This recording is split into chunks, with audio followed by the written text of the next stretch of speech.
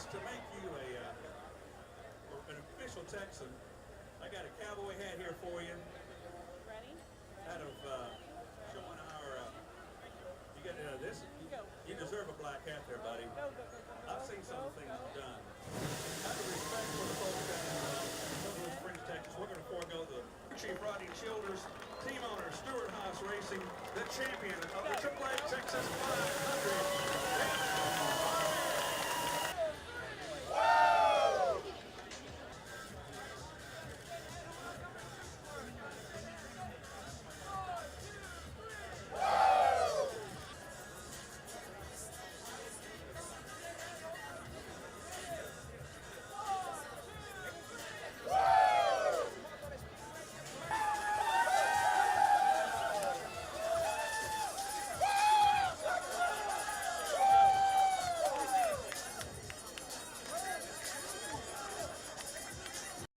You know, anytime you can get to victory lane, it's special, but I think winning for the first time here at Texas is something that's been a long time coming.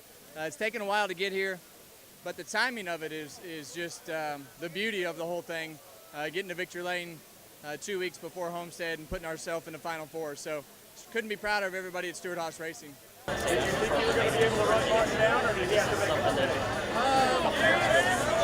You know, we got through traffic pretty well, and we were able to start gaining ground on him. And, you know, as we caught him there, I needed to do something different. I got within about a car and a half.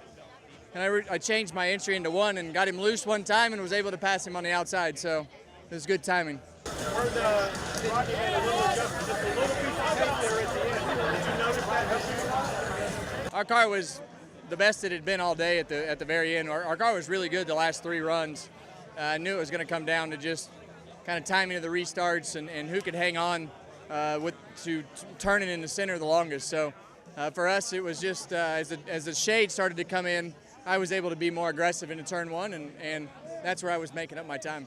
What kind of a sense of relief is it now knowing you don't have to win as Well, that's something new. I don't think we've really ever been to Phoenix and not had to either finish right up front or win the race. So to go there this time and have have a win under our belt here at Texas is going to make it a lot of fun. How confident are you today? Well, you know, I think we beat one of the 2 best cars today, head-to-head, and I think, you know, as you look at our speed on the mile-and-a-half racetracks, we've had good speed at the mile-and-a-halves in the playoffs, so that's just a credit to the team. That's been our strength, and that's the thing we've worked on the most. So that's what Homestead is. It's a low-grip, mile-and-a-half, very unique racetrack, and I feel like that's our strong point right now. The stretch where you chased the Truex down, what made the difference in that stretch and what allowed you to make the move to get by him? I felt like, you know, our car was just faster at that point once we got through traffic, and he struggled. It looked like he was getting tight in traffic, and I made up some big chunks in traffic. And then, the entry into one, I could just charge the entry into one and still turn the center better, and was able to get close to his bumper and get him loose there and get around the outside of him. You need to get a little trophy for your bobblehead? You have to get a little trophy for your... Yeah, told Eddie, I said, you're the luckiest guy I know. You have bobblehead night when we win the race, so only Eddie can do that. Well, you know, you had a great shootout there at the end between 2 of the best. You know, this year, Martin Truex Jr. has been unbelievable on these mile-and-a-half tracks. 7 wins, 5 of them on a mile-and-a-half. But you could see Harvick just kind of lock in, and he was just a little bit better when it counted at the end. His car was just a little bit better than Martin's car, and so passed him on the outside. And that was, I think I said something about that asphalt and how the groove widens and that kind of thing. So good finish, interesting finish. I've been telling Kevin Harvick for years that we do victory lane on Sunday. He's won on Friday night in trucks and Saturday in Xfinity, but never won in the Cup races. And I said, Kevin, we have victory lane on Sunday too. And so he said, now you're going to come up with a better line because that one that doesn't work anymore. Second race on this new surface. You like how the track started kind of coming along? It's coming along. You know, it's not going to be perfect from the start, but we had a good race on that first one in April, and today, like you saw there at the end, you know, Harvick passed it on the outside. That shows you that you can do it. So, you know, it's coming around, and I was noticing that there's so much rubber on it that you can't see the white lines that were painted on it Thursday. So you know, if you went out there right now, you'd be surprised how tacky it is to your touch. So it's coming around. You mentioned how good Truex has been this year. Obviously, he's got some personal stuff that he's dealing with. I mean, he's been dealing with it for a long time with his girlfriend battling cancer and whatnot. But what's it been like to watch him over the course of this year kind of go? He was, a few years ago, I remember he was kind of always that guy that was just on the outskirts of that upper group. Now he's not only put himself in that group, but he's kind of a favorite going into the last. I mean, what's it been like to see his ascent into that group? Martin is a really quiet kind of guy, and it's been fun to watch him. He's never been without talent. He was without the right equipment, and to see him gel with that team, having really good equipment, showed the talent that he had to succeed. And you'd like to see these new guys become stars, or guys become stars. And you know, we all knew Martin could drive a race car, but he's had an exceptional year. And he probably is the favorite going into the finale in 2 weeks to win the championship. But Kevin Harvick, you know, he's in it now. He's got a great shot at it. Kyle Busch is in it.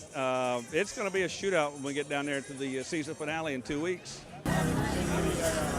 Extra special weekend this weekend with Dale Jr.'s last time around here. I know he had a disappointing game, but talk about just the weekend and spend some time with him, how the fans treat all that. Well, I'm like fans. I've been doing this for a long time, and so next year will be the first time in my life that I promoted a race that didn't have a Dale Earnhardt in it, whether it was senior or junior. So, you know, it's kind of, I understand him retiring, and I totally get it as a professional, but on a personal level, I'm like these fans. Some of them told me they were going to be crying tears all weekend long because this was Junior's last race at Texas. So, you know, he's going to do the TV stuff next year, be in the booth, and he'll still be around. He said he wants to hope he's just a little bit as good as Tony Romo is in the booth, and he'll be all right. So he'll do great.